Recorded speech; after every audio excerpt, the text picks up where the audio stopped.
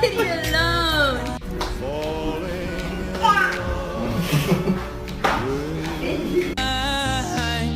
Darling, just keep